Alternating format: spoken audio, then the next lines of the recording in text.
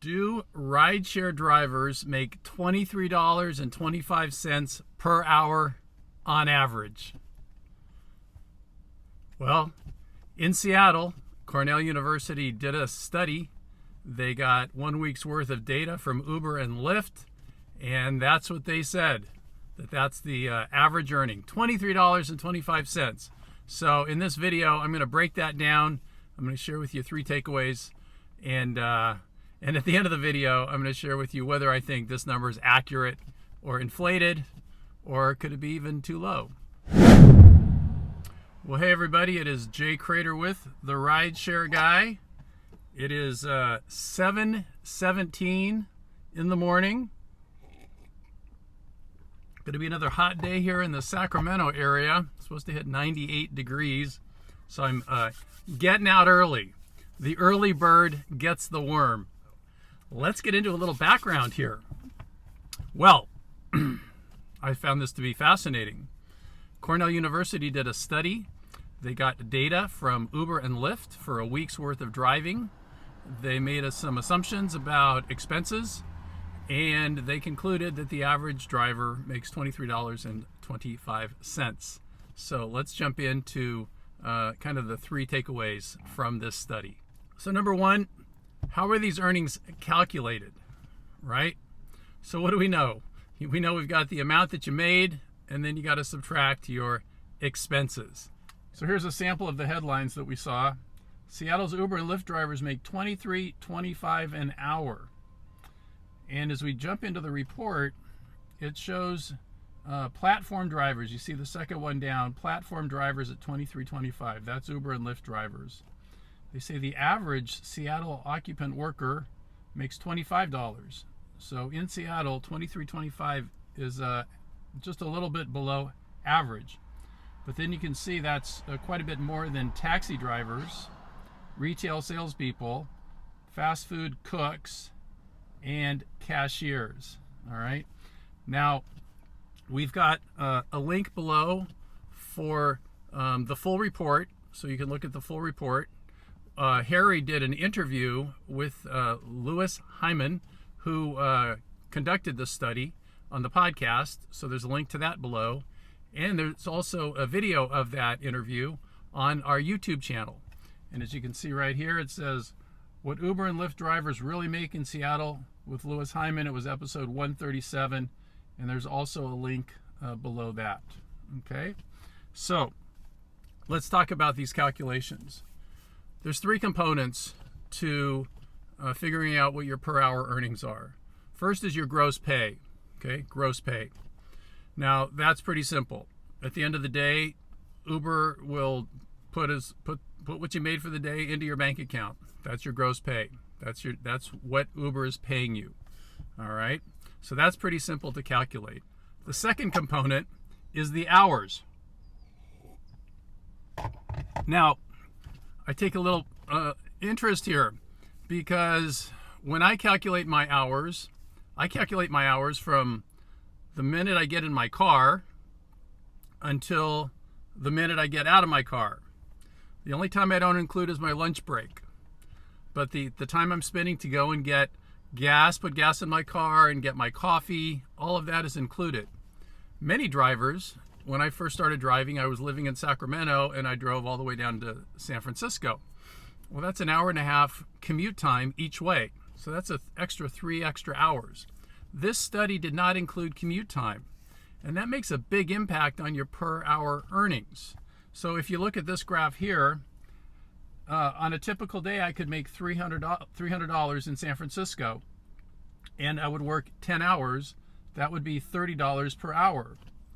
But if I didn't include, all my setup time and driving into the city, then that would only be 8 hours. So my $300 divided by 8 hours would say I'd earned $37.50. Well, that's a big difference, especially when you're looking at 10 hours. So it's really important how you calculate the hours. And I think Cornell should have included commute time. They also didn't include time that a driver was looking for a ride and didn't get one. So there are a couple places where the number of hours I think we're getting the short shrift. And that would have made a significant difference in the per hour earnings. So the third element is expenses. And here again, I got some doubts.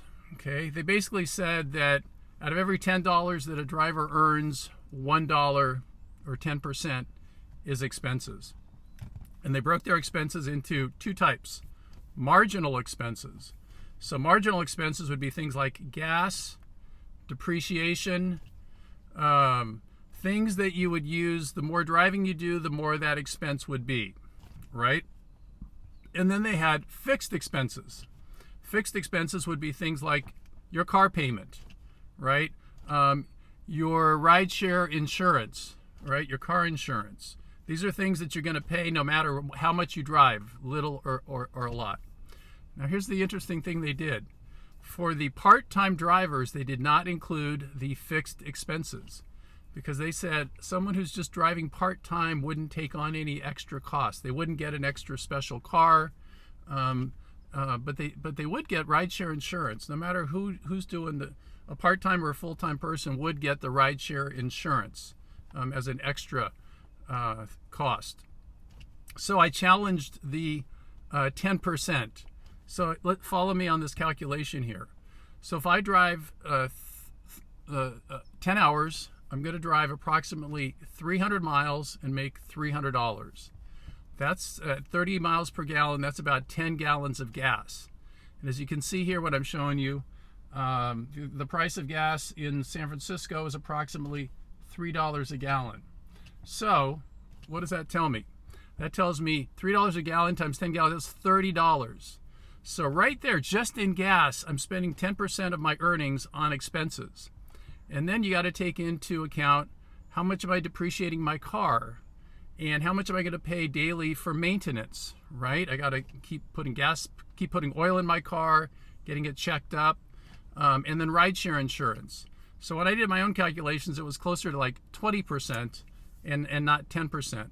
So I think they massaged the numbers quite a bit here. So we've got the number of hours that I have an issue with, and also the amount of expenses that they're allocating to the driver. Okay, number two takeaway, Seattle has high rates. So to say this is the average that Uber, it would be like coming to San Francisco and looking at how much I drive and make and say that's how much average drivers make. But Seattle has much higher rates than, say, for example, Sacramento. And I only saw this mentioned once, and it was our own rideshare guy, Sergio Avidian, and he said in the article on Wired, Avidian says wages are higher in Seattle than Los Angeles, where he lives, in part because the market is smaller. But he takes issue with the Cornell Research's decision to dismiss some repairs and insurance costs, right? So that's something that I brought up as well. And so the numbers, I don't buy it. I don't buy it. Okay, the third thing about this article, this study, is that you learn training makes a big impact on your per hour earnings. Training and experience.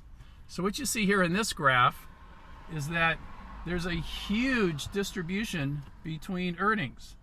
So some drivers make $10 per hour. The average is the 23 at the top there. But then as you go to the right, you see there are some drivers who are making $40 per hour. So that's a very interesting, that's a very broad distribution. So why is it that some drivers make $10 an hour and some make $40? Well, that goes to show you the value of knowing when to drive, where to drive, when to accept rides, when to decline on rides, when to use your destination filters. In California now, when to create your own pricing to go higher or lower. These are all factors that you need to master. And below this video, there's a link to the it's called Maximum Rideshare Profits, which Harry and I, it's a course we put together, which you can check out. And we teach you everything we know about how to make the most money in the shortest amount of time. But as this study shows, some drivers make $40 an hour and some make $10 an hour. That's not by accident. All right, so what are my key takeaways here? So what? Interesting, sure, but does it really affect your day-to-day work? No. If anything, it should tell you that, if you can get better at your job, you can make more money in a shorter amount of time. That's great news. Whether it's $23.25 or whether it's $17 or whether it's $15, that's not your number. Your number is what you do.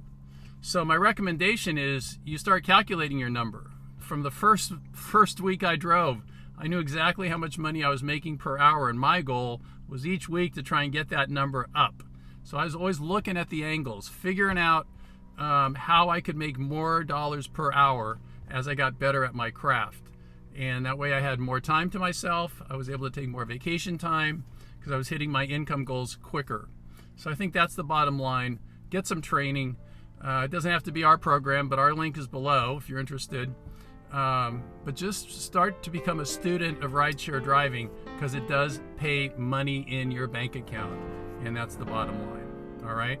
Hey, thanks for watching. This is Jay Cradeur. If you like the video, give it a thumbs up. That'll let more people see it. If you haven't subscribed yet to our channel, subscribe.